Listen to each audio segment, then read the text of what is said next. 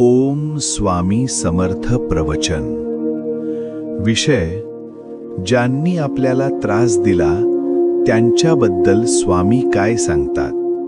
प्रस्तावना. जय जय स्वामी समर्थ भक्त हो. आज आपण अशा विषयावर चिंतन करणार आहोत जो प्रत्येकाच्या आयुष्यात कधी ना कधी येतो. आपण देवाची भक्ती करतो, नामस्मरण करतो, सेवा करतो, तरीही आयुष्यात काही लोक आपल्याला त्रास देतात. कोणी अपमान करतो, कोणी खोटं बोलतो, कोणी विश्वासघात करतो.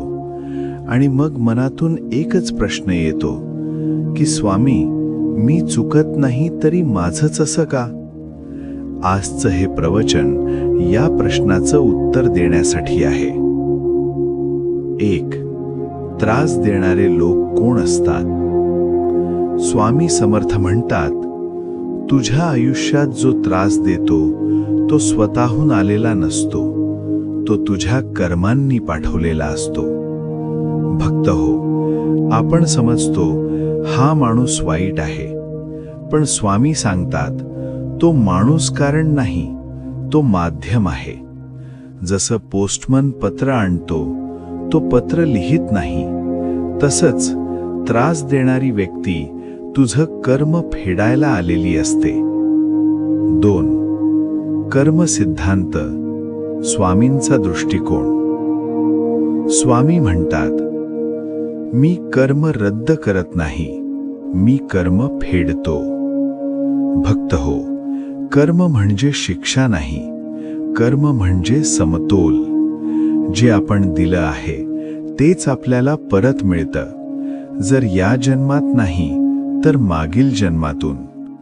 म्हणून स्वामी सांगतात, आज जो त्रास मिळतो आहे तो उद्या होणारा मोठा अपघात टाळतो.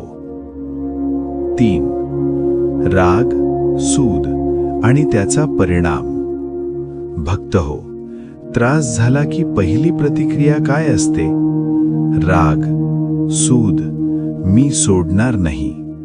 पण स्वामी समर्थ म्हणतात, तू राग धरलास तर तूच अडकलास. कारण राग मन जाळतो, सूद बुद्धी बंद करतो, अहंकार कृपेला थांबवतो.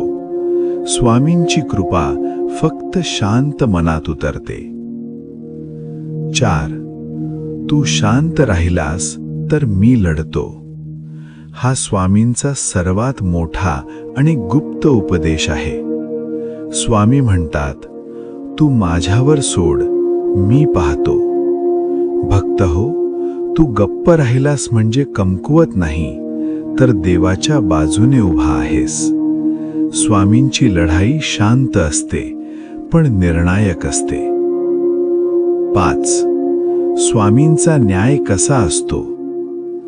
आपण म्हणतो, स्वामी, त्याला शिक्षा कधी मिळणार? स्वामी उत्तर देतात, वेळ पाहून. स्वामींचा न्याय उशिरा वाटतो, पण अचूक असतो आणि चुकत नाही. कधी आरोग्यावर, कधी मनावर, कधी प्रतिष्ठेवर, पण तो न्याय नक्की होतो. कधी.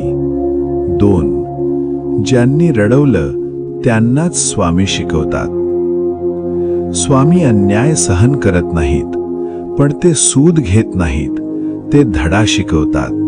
आणि असा धडा की समोरच्याला कळतं की इथे देव आहे. 7. भक्तांसाठी स्वामींचा अंतिम संदेश. स्वामी समर्थ म्हणतात, तू माझा राहा, तुझ्या अश्रूंची किंमत मी देईन. भक्त हो, तुमचं काम फक्त श्रद्धा ठेवणं, संयम राखणं आणि स्वामींचं नाव घेणं. बाकी सगळं